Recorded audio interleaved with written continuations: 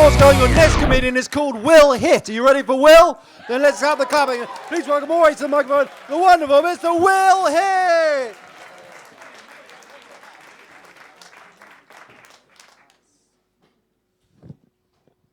All right, cool guys, how are we doing? No one, sure. That is what that deserves, but you could have done something.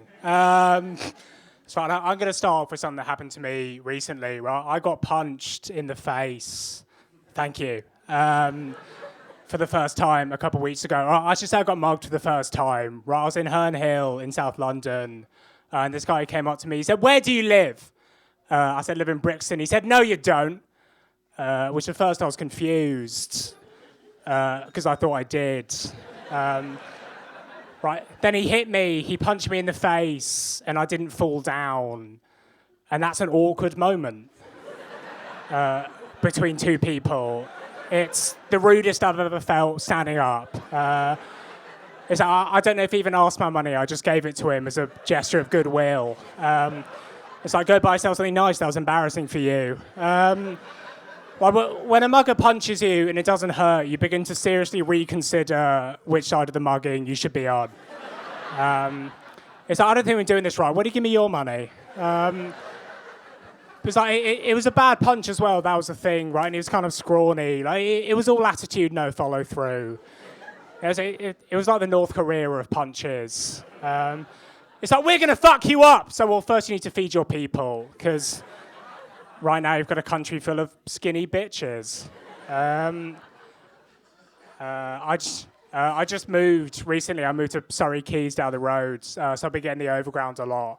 And if you got the overground recently, right, there's an announcement that will come on every couple of stops that says instead of giving money to the homeless, you should donate to the Whitechapel mission.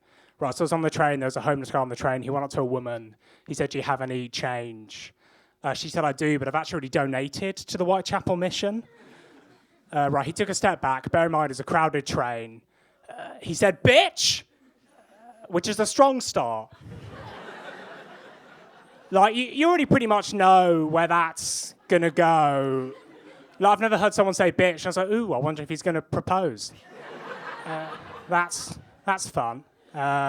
She said, "I've already donated to the Whitechapel mission." He said, "Bitch, I don't live in the Whitechapel mission. I live on the trains." It's the funniest thing I've ever heard. It was unbelievable. Right, she took a second, she looked petrified, and she said, "Well, it looks very nice." You know, she opened with that. That's what she landed on. Like, she could have just said sorry, instead she went straight into this upbeat real estate character. He said, "I live on the trains." Well, I love what you've done with the place. Are those the original fittings? Right, there was a guy sat opposite, right, decided he wanted to be a hero. He got up and he said, "Excuse me, but you actually shouldn't be calling a woman a bitch on a train." Which is true, but specific. Like, why say train? It's like saying you shouldn't call a woman a slut in autumn. It's like, sure, but why not operate a blanket policy now that we're here? Okay, guys, let's talk about immigration. So, don't clap. So I've seen lots of posts on Twitter in the last couple of months, right, that immigration must be good, because now we've got people like Emma Raducanu and Mo Farah, right, both emigrated here and are now successful British sports people, right, which is true, but it's not a good message. Like, let them in case they end up pro athletes.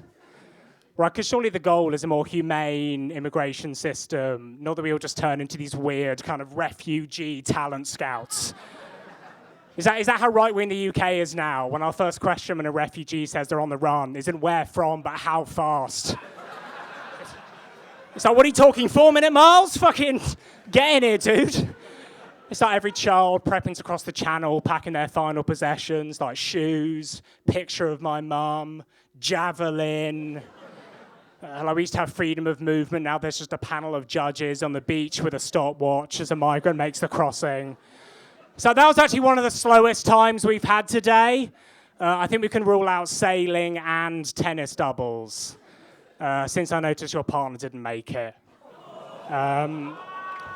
Team sports. are always a risk. Wash over, it's fine. We got time. There's a refugee Olympic team now, and they don't win a lot, the refugee Olympic team, which is good because their national anthem is just crying.